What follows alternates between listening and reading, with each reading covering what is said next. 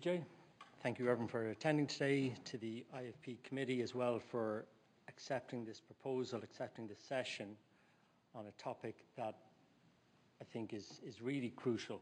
And maybe a spoiler alert straight off the bat, in one session we may not do justice to that title. There's as you said, it's a mouthful. Each word has a story behind it. But what I want to try to talk you through today is, I guess, the journey and the learnings that Creme Global have had over the bones of maybe 20 years in this space, and what we've learned as we've engaged with and collaborated with customers and organizations and associations around the world.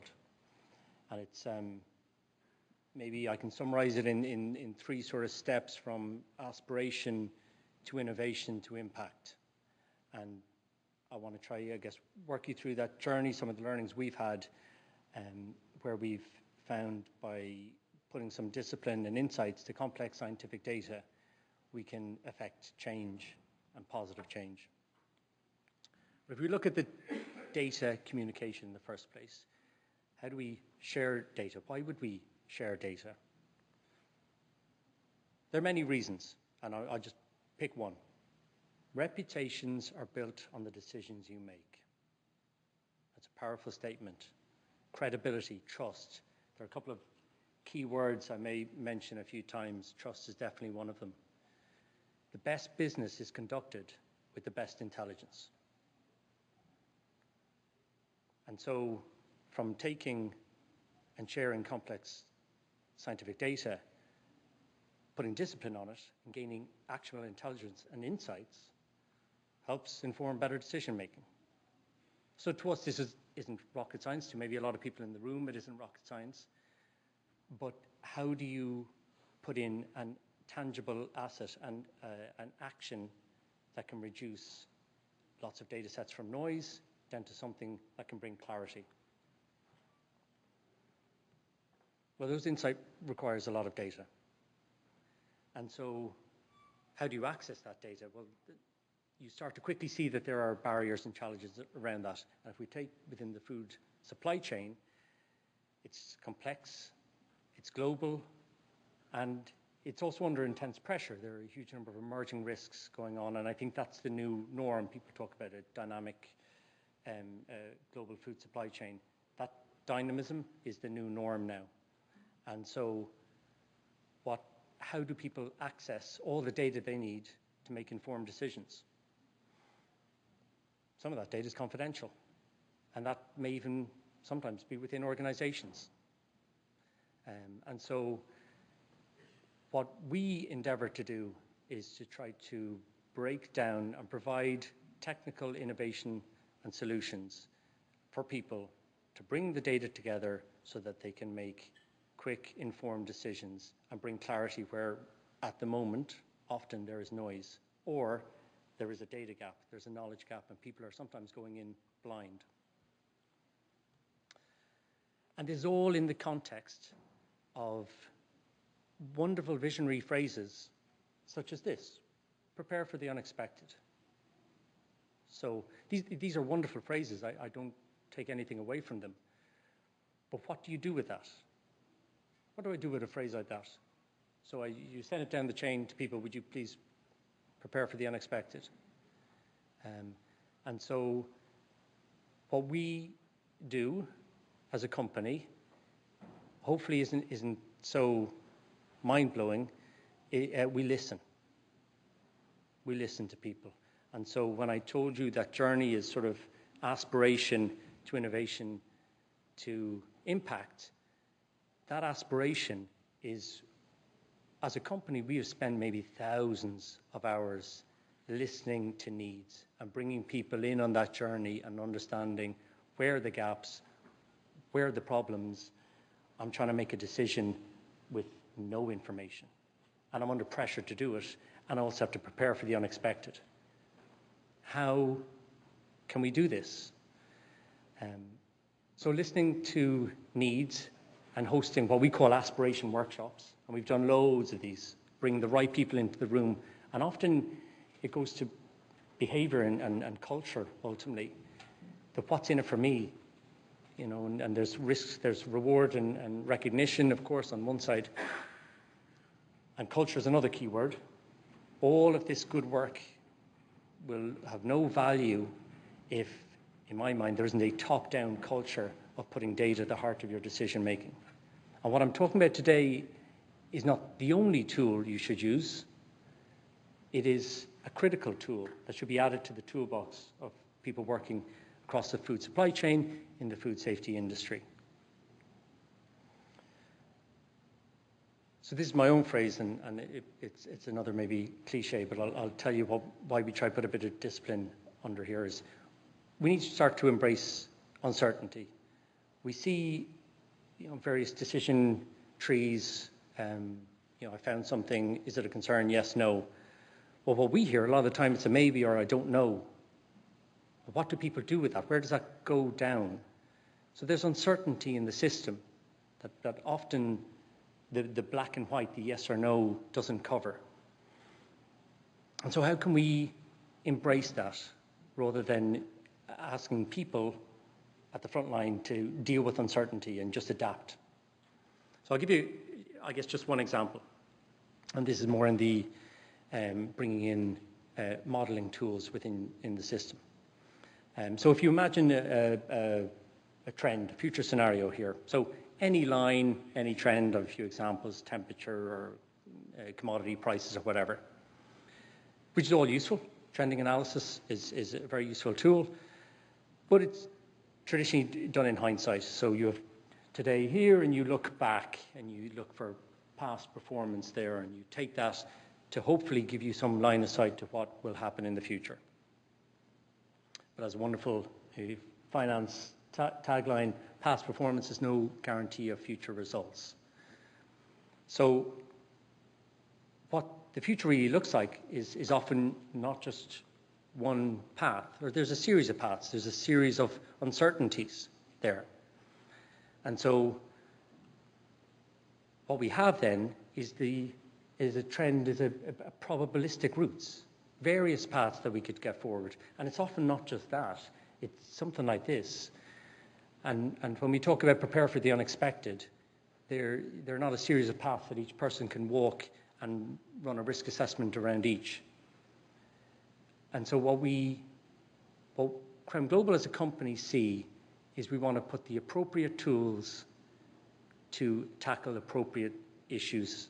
And one of them is something like this, a big data solution, where you cannot ask people to come manually with a solution. What you can do is build models to map out the probability of an event occurring.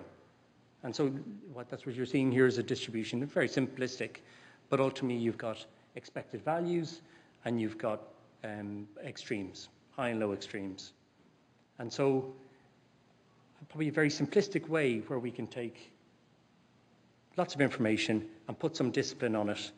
And as I said, one of the very sort of keywords, one of the keywords is context. So arming an expert with an assessment like this as a signpost to help inform decision-making going forward. But there is the double-edged sword that we've never had as much data.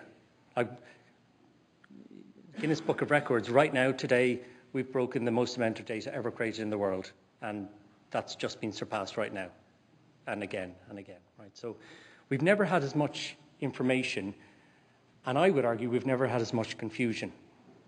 And when people are trying to make decisions, confusion can lead to errors, can lead to incorrect decision making, and that's not where we want to be. We should be able to provide discipline so that people can make better decisions. But to model the future, we need as much information, present information, quality data for as many parameters as possible. And these are just a few examples. So what is a solution for that? So as I said, a bit unusually, spending hours identifying needs and aspirations for many, many hundreds of individuals, maybe thousands, we put in place a data trust. Okay, and there's there are two main components to that. One is a secure platform, so a software platform that can accept data, sort of a one-stop shop to ingest data and provide insights. And it's wrapped around with an agreement. And so that agreement can be a contract via a law firm that would also give you an understanding of the data governance around that. So everyone's clear in what data ownership is, what's the use, and what value they get out of it. And so there are various other benefits we would see. Ultimately, of course, safer foods, putting that at the core here, that food safety is a non-competitive concept. By sharing data, there's a reduced cost. So people are under pressure to provide more analysis, more clarity.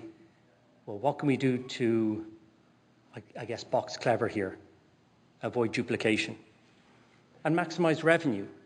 I've worked with, over 20 odd years, I've worked on projects with loads of industry, from pharma, medical devices, and this food industry is lean, is insanely lean. And so, and not only that, it's taken on the small challenge of providing safe food to the whole world all the time. And people just expect it to be there. There's no one walks into a supermarket and their mind is blown by thinking, I can't believe this is here on the shelf. That's just a given. So it's a big task. Here are some benefits we see for members. And so some of these are their words, actually. So by providing something like this, it's easy, it's secure, it's safe. Data in one place, that's blowing their mind. They have their data in one place. I don't underestimate the wins that you can get along the way. And that's another thing we do when we map this out, because rolling out initiatives like this can be a change management one, like anything new. And so we work with organizations and companies and regulators to build stepping stones, to understand the wins, to bring people along that journey. It's user-friendly. It can help me with my report writing, documentation.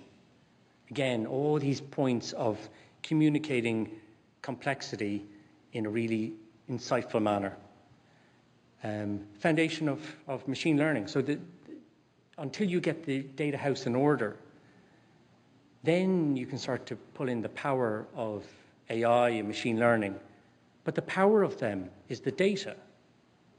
That's where it comes in. Good quality data, structured, validated.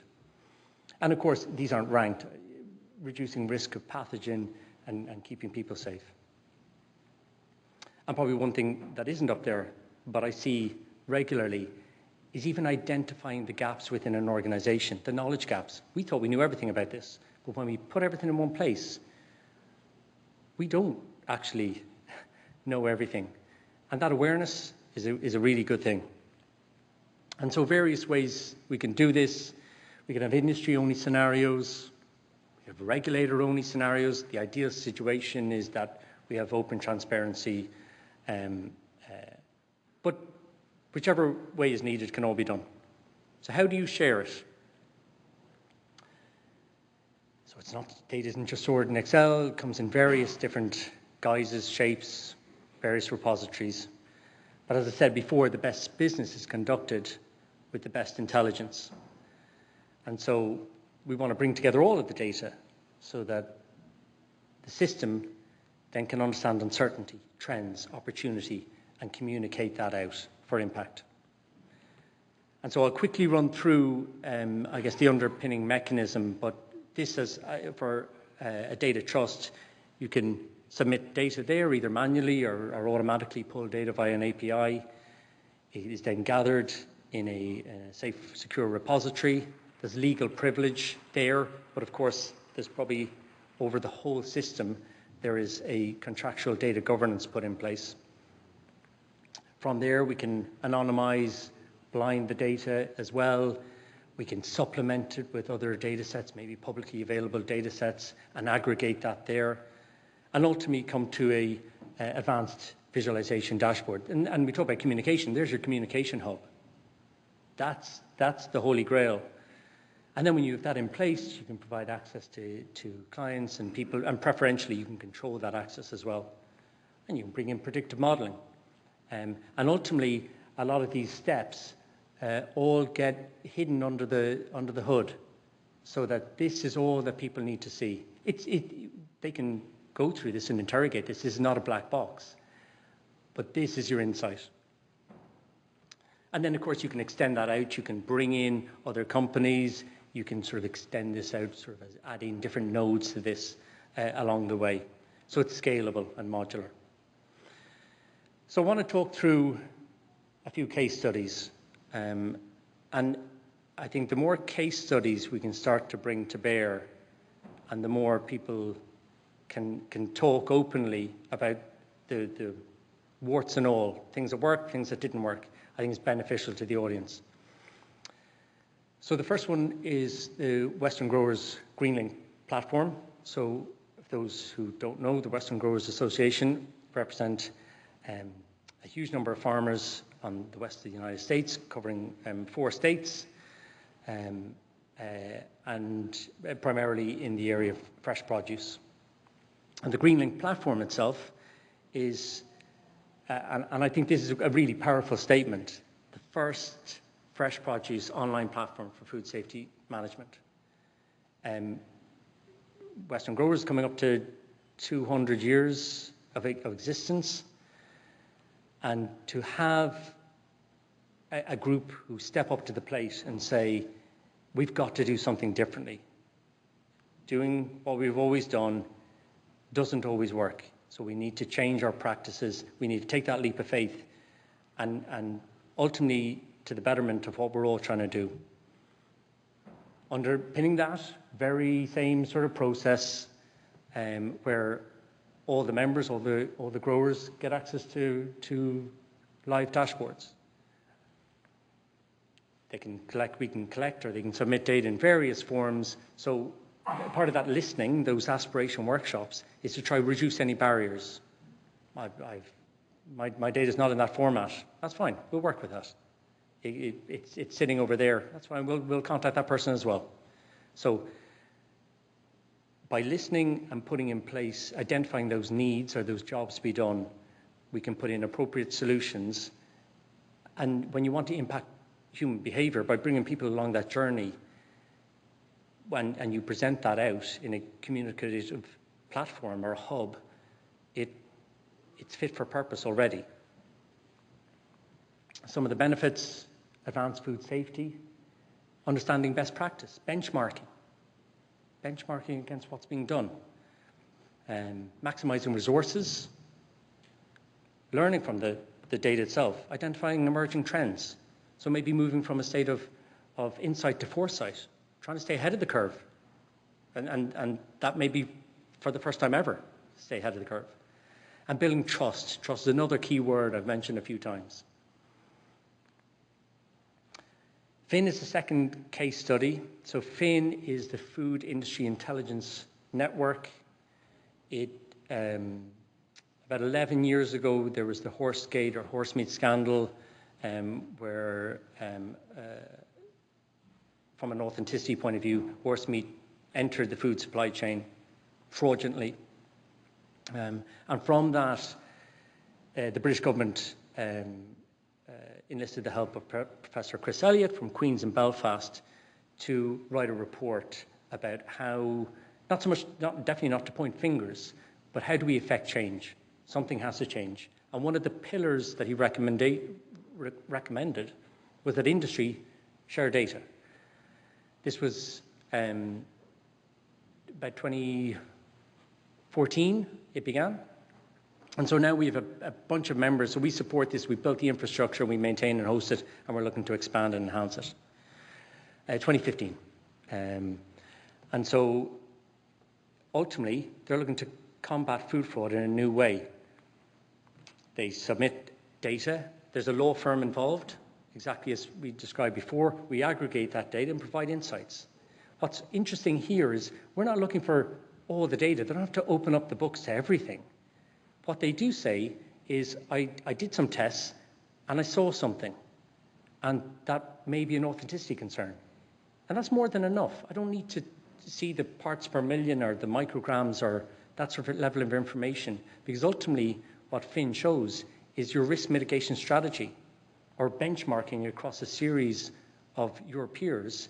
Who else is working in this place? What sort of tests are they doing? What's the frequency that they're testing at? And what are they seeing? And so some of the benefits is predict and prevent.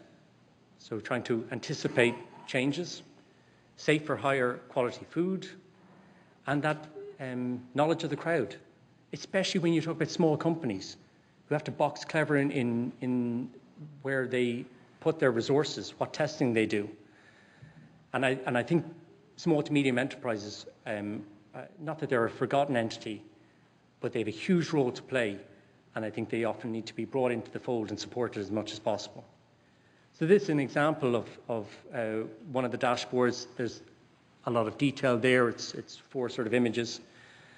And it's growing. There are hundreds of thousands of data points in the fiin network as well. But what we want to do is take a step back and actually provide something like this. So a simplified version. Why? Do not underestimate the power of the human eye. And maybe when I talked about context before, don't underestimate the power of the expert human eye. So putting information in front of an expert in the correct format where they can make decisions is a very powerful statement, a very powerful tool for them.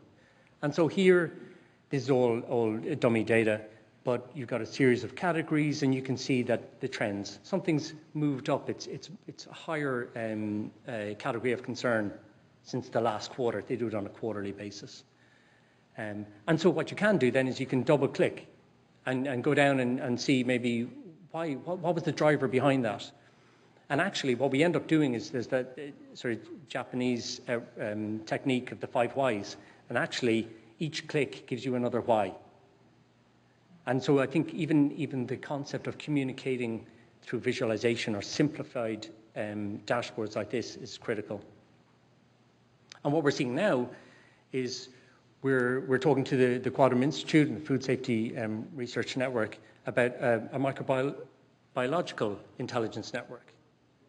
And so what's very interesting is some of the same members in fiin are also in this network. And so we talk about culture.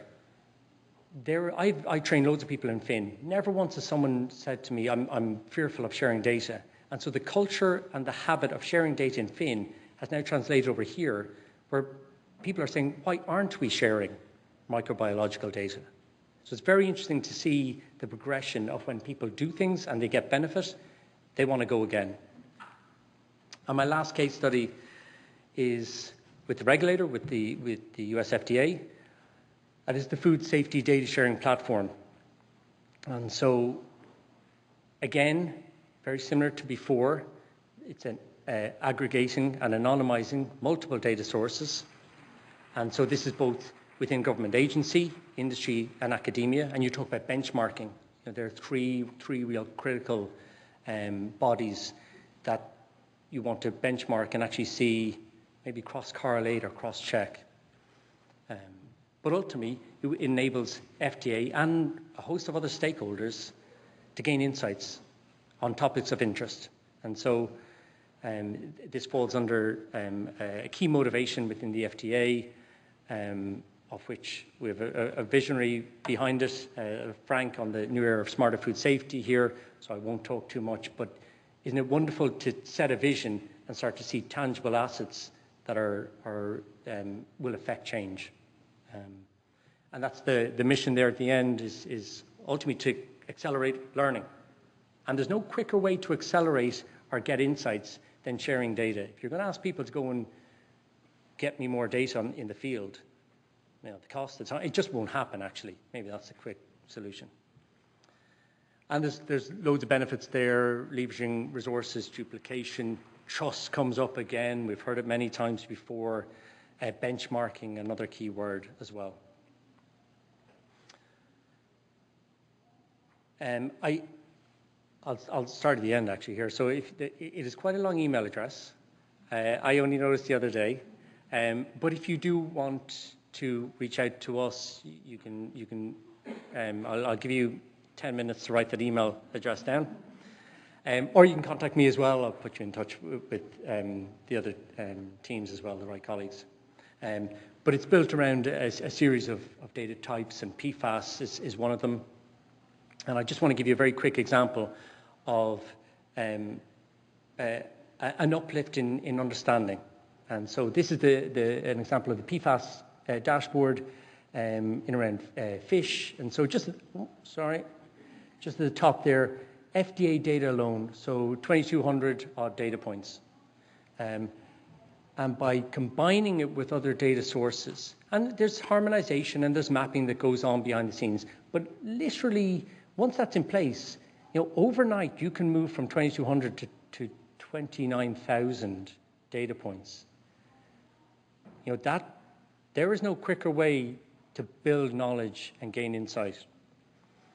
So I was out of time about 2 minutes ago, but hey. I'm going to end with only 3 or 4 key takeaways from 20 odd years of Creme Global's experience in this space. Articulate the vision and benefits. Scientific input is needed, that context, that shouldn't go away. Visualization, analytics are powerful. Said, don't underestimate the value of the eye, the human brain, once it's been looked on by an expert eye. Keep going. There was one I noticed that was missing, which was start collecting data now, and then keep going. But thank you. I'll leave that QR code up, but if people don't have time to take it, contact me and I can give you more information if you wish.